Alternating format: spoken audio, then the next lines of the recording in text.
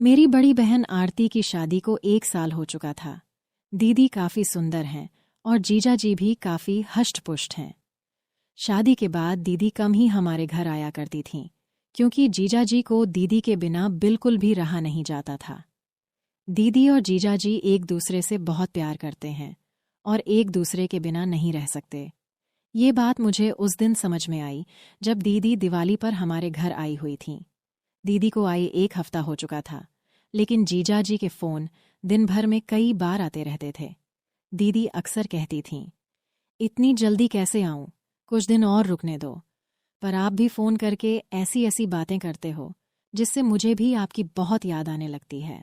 उतने में मम्मी आ गईं और दीदी ने फोन काट दिया। मम्मी ने दीदी को किचन में बुला लिया, क्योंकि दिवाली की मिठाई, चिवड़ा, करंजी वगैरह बनानी थीं। हम सब ने मिलकर शाम तक आधी चीजें बना ली थीं और बाकी की मिठाई अगले दिन बनाने का तय हुआ। शाम ढल चुकी थी और मैं खिड़की से बाहर देख रही थी। तभी मैंने देखा कि जीजा जी बाहर खड़े हैं। मैंने जल्दी से दीदी को आवाज लगाई। दीदी बाहर आते ही बोलीं, आप तो सच में आ गए। मुझे लगा फोन पर आपने ऐसे ही कहा था। इतने में मम्मी भी आ गईं और बोलीं, मेहमान आप कब आए? कोई खबर नहीं, कुछ नहीं। पहले बोल देते तो आपकी खातिरदारी के लिए पहले से तैयारी कर लेते। जीजा जी बोले, नहीं सासू माँ, काम से शहर आया हुआ था तो सोचा आप लोगों से मिलते हुए ही जाऊं। मम्मी ने कहा, जाने की बात अभी से मत कीजिए। अभी आए हैं तो खाना पीना खाकर आराम करके सुबह जाना।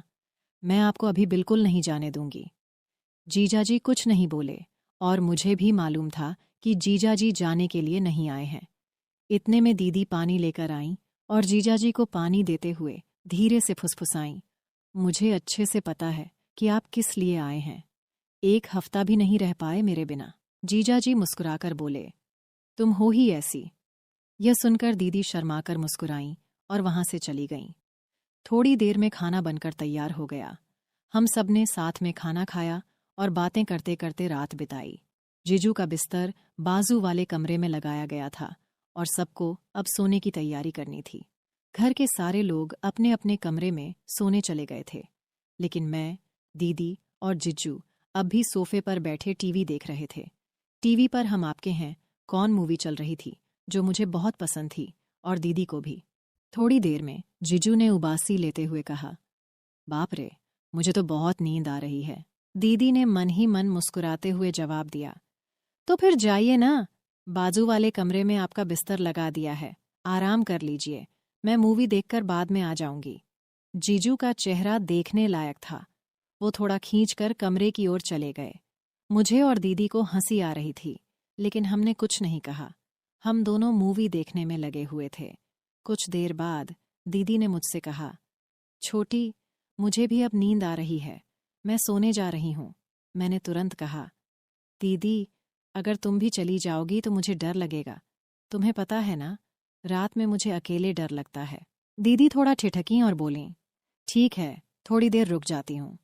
उसी वक्त जीजू ने कमरे से आवाज लगाई, आरती, पानी चाहिए। दीदी ने तुरंत कहा, रुको छोटी, मैं तुम्हारे जीजू को पानी देकर आती हूँ। मैंने कहा, ठीक है, पर जल्दी आना। दीदी किचन से पानी की बोतल लेकर जीजू के कमरे में चली गईं। मैंने सोचा, अभी आएगी, अभी आएगी, लेकिन 5 मिनट बीत गए और पूरे घर में मुझे कोई नजर नहीं आया।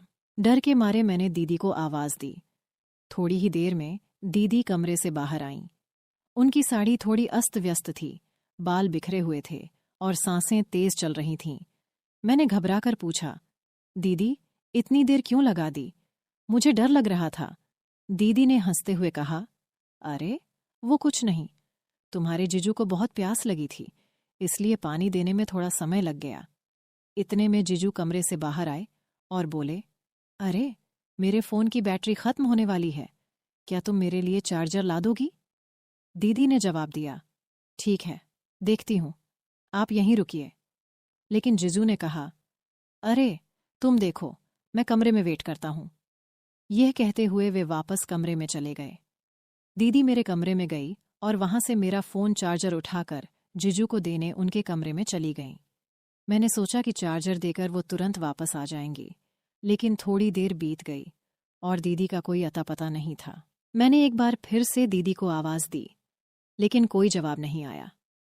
मैं समझ गई कि शायद दीदी चार्जर लगाकर फ़ोन की चार्जिंग में व्यस्त होंगी। थोड़ा डर भी लग रहा था, इसलिए मैंने टीवी बंद किया और अपने कमरे में सोने चली गई। लेकिन मुझे नींद नहीं आ रही थी। बिस्तर पर लेटकर मैं अपना फ़ोन चलाने लगी।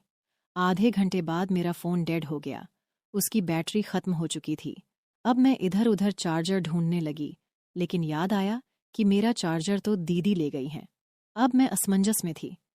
क्या चार्जर लेने के लिए जाऊं या नहीं? नींद तो वैसे भी नहीं आ रही थी और बोरियत भी हो रही थी। मैंने सोचा कि शायद चार्जिंग अभी शुरू ही हुई होगी। मन ही मन मैंने तर्क किया कि आजकल के फास्ट चार्जर कितनी जल्दी फ़ोन चार्ज कर देते हैं। फिर भी कुछ फ़ोन ऐसे होते हैं जिनकी बैटरी इतनी धीमी चार्ज होती है कि चाहे कितना भी फास्ट चार्जर लगा लो, वक्त लग ही जाता है। मैं सोचने लगी कि एक बार जाकर देख ही लूं कि जीजू का फ़ोन कितना चार्ज हुआ है, या फिर अभी चार्जिंग शुरू ही हुई है। लेकिन यह विचार मेरे दिमाग में घूम रहा था कि आखिर मुझे कमरे में जाना चाहिए या नहीं। मुझे बोरियत महसूस हो रही थी और फ़ोन के बिना समय काटना मुश्किल लग रहा था। आखिरकार मैं चार्जर लेने के लिए जीजू और दीदी के कमरे की ओर बढ़ी। जैसे ही दरवाज़ा खोलने की कोशिश की, वह अंदर से बंद था। खिड़की भी पूरी तरह से अंदर से बंद थी, लेकिन कमरे के अंदर से हल्की रोशनी बाहर आ रही थी, जो कांच की खिड़की से दिख रही थी। मैंने सोचा, सो तो नहीं गए होंगे? कुछ पल ठिठकी, फिर दीदी को आवाज़ लगाई। पहली बार कोई जवाब नहीं आया। दूसरी बार फिर आवाज़ दी, तब दीदी की आवाज़ आई। क्या है? क्यों परेशान कर रही है इस टाइम पर? मैंने कहा, दीदी, वो मेरा फ़ोन चार्जर अंदर रह गया है।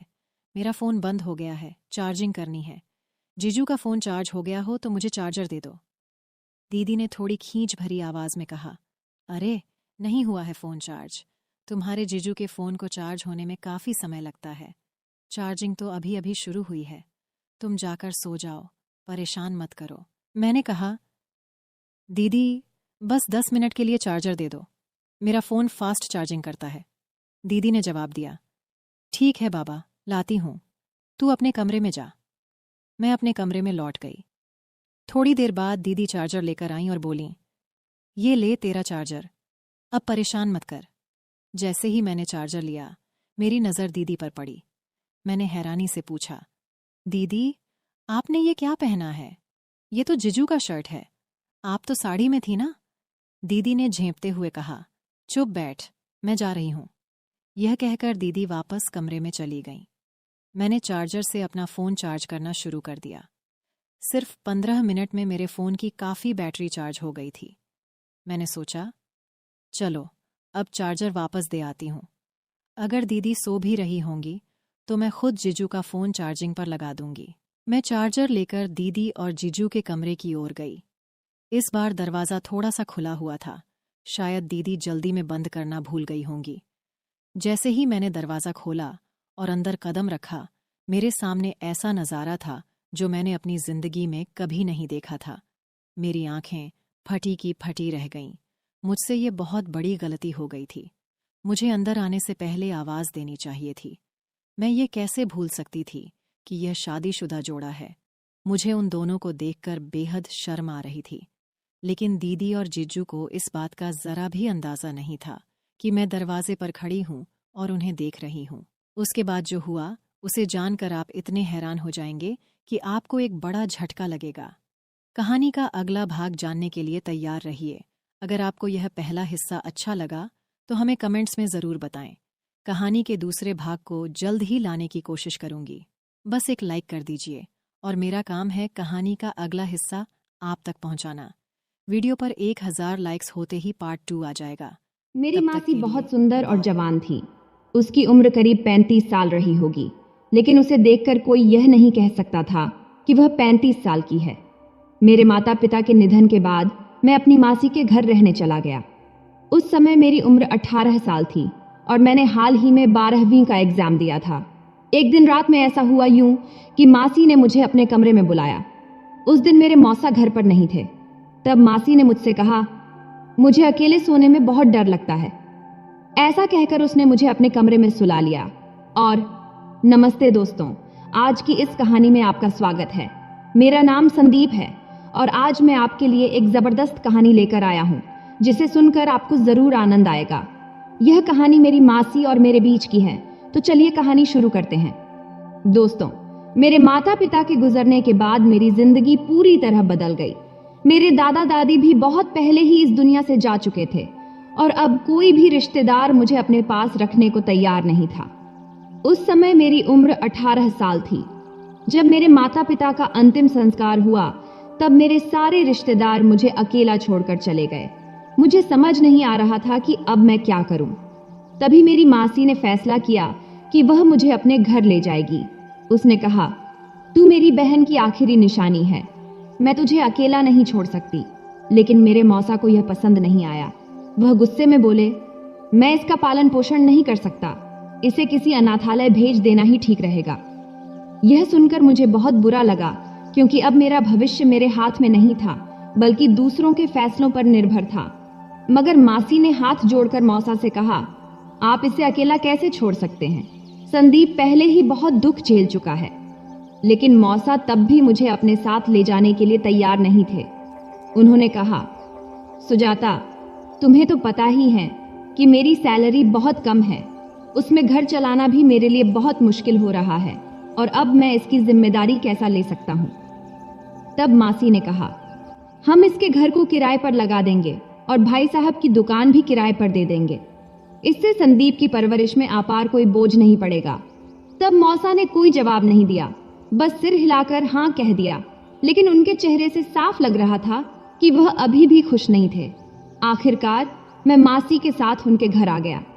अब मासी मेरी बहुत देखभाल करने लगी, लेकिन वह मेरी देखभाल सिर्फ इसलिए कर रही थी ताकि उसकी ज़रूरतें पूरी हो सकें।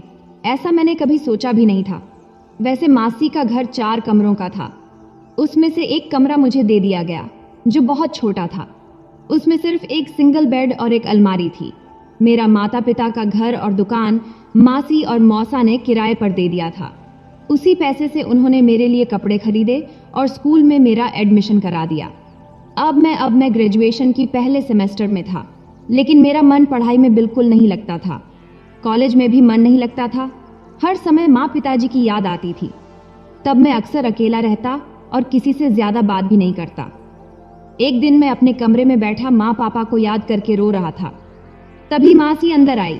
उसने मुझे रोते हुए देखा और मुझे अपने पास खींच लिया। फिर मासी ने मुझे समझाने की कोशिश की। उसने कहा, चिंता मत करो, सब धीरे धीरे ठीक हो जाएगा, तुम्हारा दुख भी कम हो जाएगा। ऐसा कहकर उसने मेरे पीठ पर हाथ फेरना शुरू कर दिया। कुछ देर बाद अचानक मुझे अजीब सा महसूस होने लगा। मेरे पूरे शरीर में एक अजीब सी सनसनी दौड़ गई और मैं डर गया। तब मेरे दिमाग में हजारों सवाल घूम रहे थे। अब क्या होगा? इस स्थिति से कैसे बाहर निकलूं? तभी मासी ने फिर से मेरी पीठ पर हाथ फेरना शुरू कर दिया। तभी मैंने महसूस किया कि उसने नीचे कुछ भी नहीं पहना था। उस समय मौसा घर पर नहीं थे। वैसे भी मौसा को आने में हमेशा देर हो जाती थी, लेकिन उस दिन मैंने हिम्मत करके मासी को खुद से दूर कर दिया। तब मैं मासी की आंखों में देखने से बचने की कोशिश किया, लेकिन तभी उसने मेरे हाथ पकड़ लिया। फिर वह मेरे हाथ पर लगी चोट को देखने लगी, क्योंकि 3 दिन पहले एक छोटा सा हादसा हुआ था जिससे मेरे हाथ में हल्की चोट आई थी। मासी ने कहा, यह तो बहुत गहरी चोट है, मैं दवा लगा देती हूँ। मगर मासी के इस व्यवहार से मुझे अजीब लगने लगा था। मैंने उसे रोकते हुए कहा, नहीं, मैं खुद दवा लगा लूंगा। उस दिन के बाद से मासी के व्यवहार में बड़ा बदलाव आने लगा। अब वह घर में छोटे और तंग कपड़े पहनकर घूमने लगी। सुबह के काम निपटाकर वह मेरे कमरे में आ जाती और सहारा देने के बहाने कभी मेरे कंधे, कभी मेरी पीठ, तो कभी मेरी कमर पर हाथ फेरने लगती। मैं हर बार उसका हाथ हटा देता, लेकिन वह पीछे नहीं हटती थी। एक दिन उसकी हरकतों से मुझे बहुत गुस्सा आ गया। मैंने साफ कह दिया, मासी, मेरी देखभाल करना बंद करो। मैं अब ठीक हूँ और जो कुछ हुआ उसे भूल चुका हूँ। अब मुझे पढ़ाई करनी है, प्लीज मेरे कमरे से बाहर जाओ। तब मेरी बात सुनकर मासी थोड़ी चौंक गई, लेकिन उसने अपना व्यवहार नहीं बदला। जाते जाते वह मुस्कुराकर बोली, संदीप, आज रात तुम्हारे लिए चिकन बना रही हूँ, तुम्हें चिकन बहुत पसंद है ना? तब मैंने सीधे मना कर दिया और कहा, नहीं, मुझे नहीं चाहिए। आप मौसा की आर्थिक स्थिति देखते हुए खाना बनाओ। उन्होंने मुझे यहाँ रहने दिया, यही मेरे लिए बहुत बड़ी बात है, और मुझसे इस तरह की फरमाइशें मत करो। तब मैं गुस्से में बोल रहा था, लेकिन मासी ने मुझे शांत करते हुए कहा, तू मेरे लिए बहुत खास है, मैं तुझे कभी अकेला नहीं छोड़ सकती। तुम्हें चिकन पसंद है, इसलिए बना रही हूँ। इतना कहकर वह कमरे से बाहर चली गई। रात को जब मौसा घर आए और टेबल पर चिकन देखें तो गुस्सा हो गए। फिर उन्होंने मासी से कहा, सुजाता, मैंने तुमसे कहा था कि मेरी हालत के हिसाब से खाना बनाओ। मेरे पास इतने पैसे नहीं हैं कि मैं किसी को भी कुछ भी बनाकर खिला सकूं। तब मौसा की ये बातें सुनकर मुझे बहुत बुरा लगा। तभी मैं प्लेट में चिकन लेने ही वाला था, लेकिन उनके शब्दों ने मेरी भूख खत्म कर दिया। तभी मासी ने देखा कि मैंने चिकन की प्लेट अलग सरका दिया, तो इस पर वह बोली, संदीप बेटा, तुम इनकी बातों पर ध्यान मत दो। फिर वह मौसा से बोली, ये चिकन तुम्हारे पैसों से नहीं बनी है, ये संदीप के घर और दुकान के किराए के पैसों से बनी है। यह सुनकर मौसा को और गुस्सा आ गया। उन्होंने कहा, अगर अब तुम इस तरह हिसाब रखने लगी हो तो ठीक है, ये चिकन मेरे पैसों से नहीं बनी तो मैं इसे क्यों खाऊंगा। इतना कहकर वह गुस्से में उठकर चले गए। तभी मासी ने गुस्से में कहा, तुम इस तरह का तमाशा क्यों कर रहे हो? मैंने कब कहा कि तुम इसे मत खाओ? तब मौसा गुस्से में अपने कमरे में चले गए। इधर मैं भी बहुत परेशान हो गया, क्योंकि एक तरफ मौसा मुझसे हमेशा गुस्से में रहते थे और दूसरी तरफ मासी मेरे साथ अजीब हरकतें करने का मौका ढूंढती रहती थी। अगर मौसा को यह पता चल जाता कि हमारे बीच ऐसा कुछ हो रहा है तो वह मेरे और मासी के साथ क्या करेंगे, यह सोचकर ही मेरे रोंगटे खड़े हो जाते थे। तब मैं ये सब सोचते हुए अपने कमरे की तरफ बढ़ा। तभी मासी ने मेरा हाथ पकड़ लिया और बोली, छोड़ो ना, उनका तो रोज का ही ड्रामा है, तुम बस बैठो, तुम्हारे लिए ही मैंने खास कर चिकन बनाई है। इतना कहकर उसने मेरे मुंह के पास एक कौर लाया और मेरी इच्छा न होते हुए भी मुझे उसे खाना पड़ा। फिर मैं खुद ही अपनी थाली में खाना लेने लगा। तभी मासी बोली, आज मैं तुम्हें अपने हाथों से खिलाऊंगी। फिर वह एक कौर मुझे खिलाती और दूसरा खुद खा लेती। तब उसकी नजरें अजीब तरह से मुझ पर थीं। वह मेरी मासी थी, लेकिन उसकी हरकतें देखकर मेरे मन में अजीब अजीब ख्याल आने लगे। तभी वह बोली, संदीप, तुम्हें देखकर लगता ही नहीं कि तुम सिर्फ 18 साल के हो, बल्कि तुम तो किसी फिल्म के हीरो जैसे लगते हो। दोस्तों, मासी भी किसी हीरोइन से कम नहीं थी, लेकिन उसकी हरकतें बहुत अजीब थीं। शायद इसी वजह से वह मुझसे इतनी करीब आने की कोशिश कर रही थी। मासी की शादी को 10 साल हो चुके थे, लेकिन अभी तक उनका कोई बच्चा नहीं हुआ था, और शायद इसीलिए वह और मौसा हमेशा झगड़ते रहते थे। जब भी मौसा घर आते तो किसी न किसी बात पर दोनों में बहस हो जाती थी।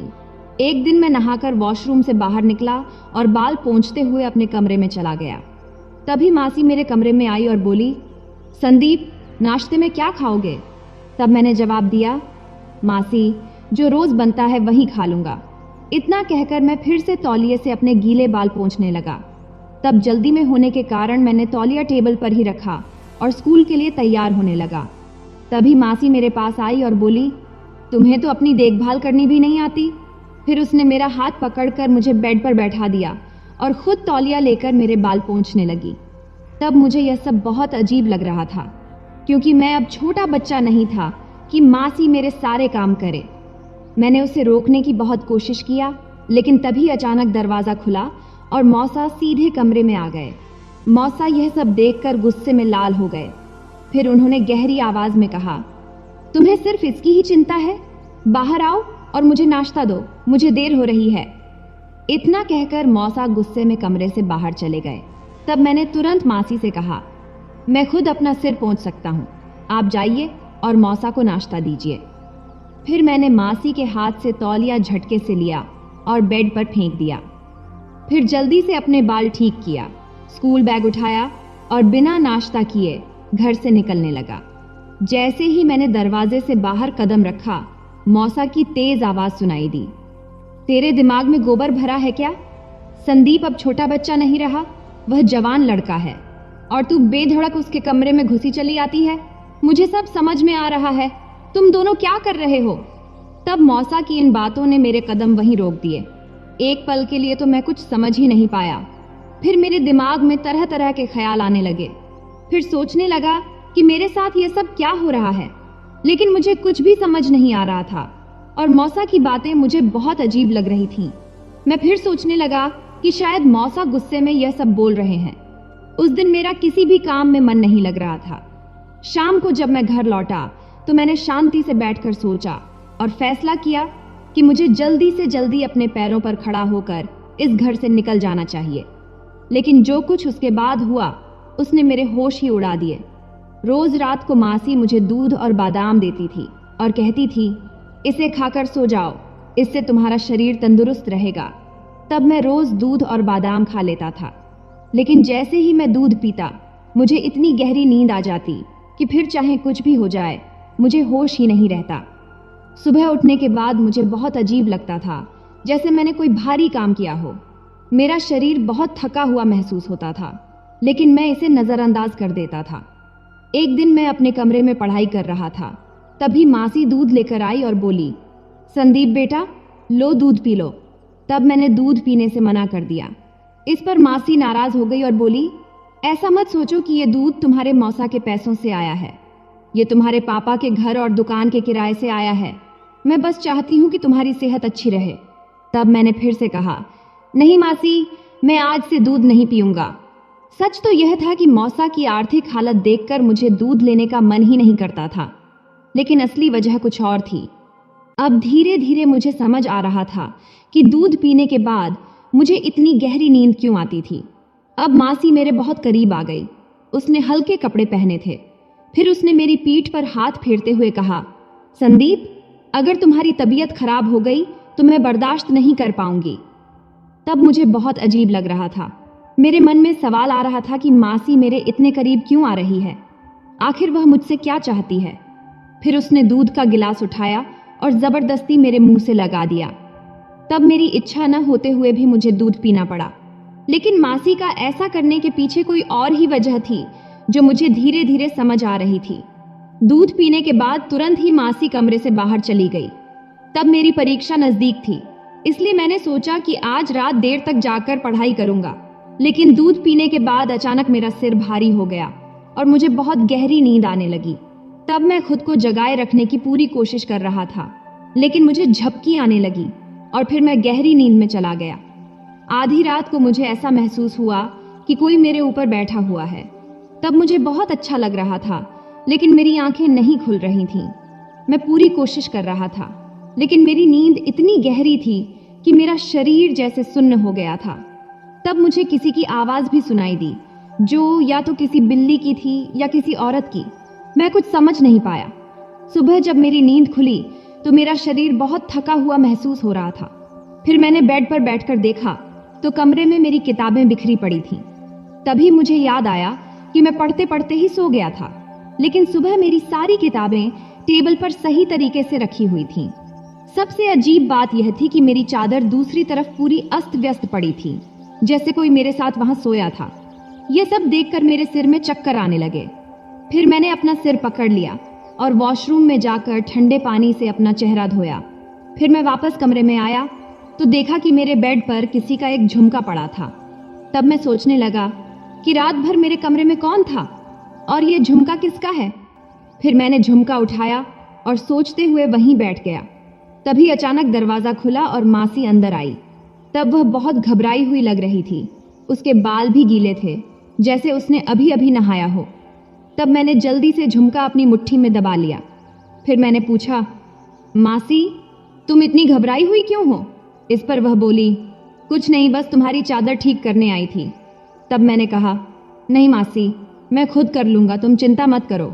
लेकिन उसने जिद की, नहीं, मैं ही करूँगी। तब मैं थोड़ा शांत रहा। फिर उससे कहा, मासी, कल रात मैं पढ़ते पढ़ते सो गया था। मेरी किताबें बिखरी पड़ी थीं, लेकिन सुबह सब कुछ सही जगह पर रखा था। यह सुनकर मासी के चेहरे का रंग उड़ गया। वह कुछ देर चुप रही, फिर हंसते हुए बोली, हाँ, मैं रात में तुम्हारे कमरे में आई थी और तुम्हारी किताबें टेबल पर रख दी थीं। तब मैंने आगे कुछ नहीं पूछा, लेकिन मेरे मन में बहुत से सवाल उठने लगे थे। तभी मेरी नज़र मासी के कानों पर गई। तब उसके एक कान में झुमका था, लेकिन दूसरे में नहीं। इस पर मैंने पूछा, मासी, तुम्हारा दूसरा झुमका कहाँ है? तब उसने तुरंत अपना कान छुआ और घबरा गई। फिर बोली, मुझे नहीं पता, शायद कहीं गिर गया होगा। यहाँ कौन चोरी करने आएगा? तब मैंने अपना मुट्ठी खोला और उसके सामने झुमका रख दिया। इस पर वह कुछ नहीं बोली, बस मेरी ओर देखती रही। फिर उसने मेरे गाल को हल्के से छुआ और कमरे से बाहर चली गई। अब मुझे मासी पर शक होने लगा था। मैंने उससे दूरी बनाना शुरू कर दिया, लेकिन मैं ज्यादा दिनों तक दूर नहीं रह सका। धीरे धीरे मासी की तबीयत खराब होती गई। उसे कुछ भी हजम नहीं हो रहा था और अब वह घर के काम भी नहीं कर पा रही थी। मौसा उसकी हालत देखकर बहुत परेशान थे। आखिरकार माउस उसे डॉक्टर के पास ले गए, लेकिन डॉक्टर ने जो कहा उसे सुनकर मौसा के होश ही उड़ गए। फिर मौसा मासी को घर लेकर आए और उस पर बहुत गुस्सा करने लगे। तब मैंने पहली बार मौसा को इतना गुस्से में देखा था। तभी मौसा चिल्लाकर बोले, तूने यह पाप कब किया? तेरे पेट में किसका बच्चा है? तूने मेरे साथ धोखा किया। तब मैं यह सब सुनकर चौंक गया।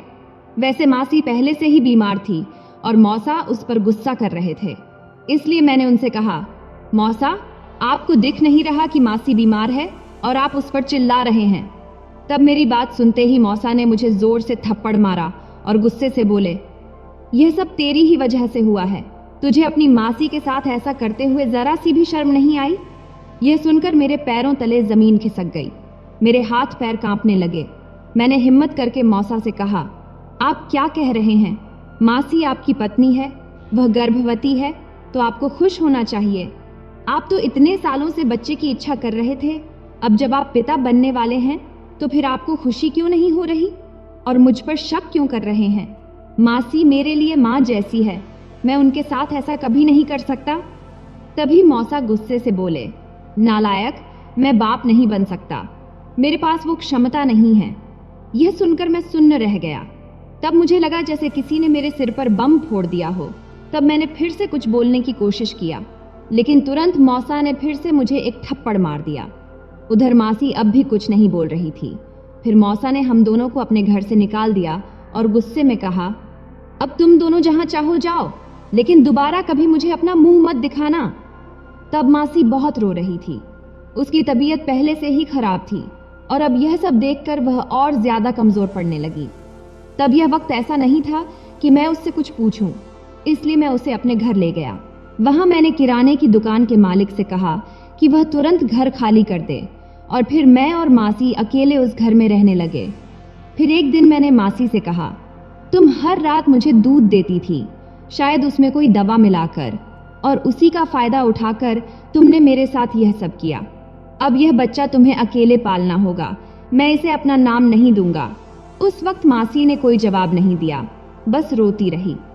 अगले दिन मासी ने मुझसे कहा, संदीप, मैंने तुम्हारे साथ कुछ भी गलत नहीं किया और मेरे पेट में जो बच्चा है वह तुम्हारे मौसा का ही है। यह सुनकर मैं चौंक गया। फिर मासी ने आगे बताया, तुम्हारे मौसा को लगता था कि वह कभी पिता नहीं बन सकते, लेकिन अगर सही इलाज किया जाता तो उन्हें संतान हो सकती थी। मुझे यह बात पहले से पता थी, इसलिए मैं उन्हें बिना बताए दवा देती रही। दवा खाने के बाद उनके पिता बनने की संभावना बढ़ गई थी, लेकिन अगर मैं उन्हें सच बताती तो वह मुझ पर कभी विश्वास नहीं करते। और तुम्हें जो दूध देती थी उसमें सिर्फ नींद की दवा होती थी, ताकि जब मैं तुम्हारे मौसा से मिलूं तो तुम कुछ महसूस ना करो और चुपचाप सो जाओ। मैंने तुम्हारे साथ कुछ गलत नहीं किया, तुम तो मेरे बेटे जैसे हो। तब मासी मुझे यह सब बताते हुए बहुत रोने लगी। फिर मुझे उस पर विश्वास हो गया। फिर समय बीतता गया। फिर मासी ने एक प्यारा सा बेटे को जन्म दिया। फिर उसने मौसा को एक संदेश भेजा, यह बच्चा तुम्हारा ही है।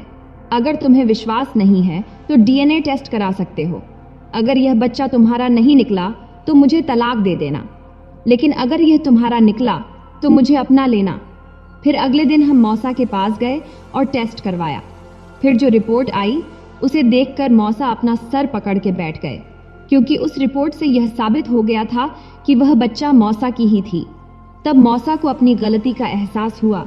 फिर उन्होंने मासी से माफ़ी मांगी और कहा, मुझे माफ़ कर दो सुजाता, मैंने तुम दोनों पर शक करके बहुत बड़ा गुनाह किया है। पिछले 9 महीनों में तुमने बहुत तकलीफें सही हैं, लेकिन अब सब ठीक हो गया है। फिर उन्होंने मुझसे कहा, बेटा अब तुम यहीं रहो और अपनी पढ़ाई पूरी करो। लेकिन तब मैंने एक फैसला कर लिया था। मैंने कहा, मौसा, मैं अब यहाँ नहीं रुक सकता। मैं अपना घर और दुकान अच्छे से संभाल सकता हूँ। तब मौसा ने मेरी तरफ देखा और कहा, मैंने कभी तुमसे प्यार से पेश नहीं आया, हमेशा तुम पर गुस्सा करता था, लेकिन फिर भी तुमने अपनी मासी का इतना ख्याल रखा। तब मैंने बस हल्की सी मुस्कान दिया और वहां से चला गया। फिर मैंने अपने घर और दुकान को अच्छे से संभालना शुरू कर दिया। तो दोस्तों, यह थी हमारी आज की छोटी सी कहानी। आपको यह कहानी कैसी लगी कमेंट करके ज़रूर बताएं। अगर आपको यह कहानी पसंद आई हो तो इसे लाइक करें और अपने दोस्तों के साथ शेयर करें। आगे भी ऐसी ही रोमांचक कहानियों के लिए हमारे चैनल को सब्सक्राइब करें और बेल आइकन दबाना न भूलें, ताकि आप हमारी कोई भी कहानी मिस न करें। धन्यवाद।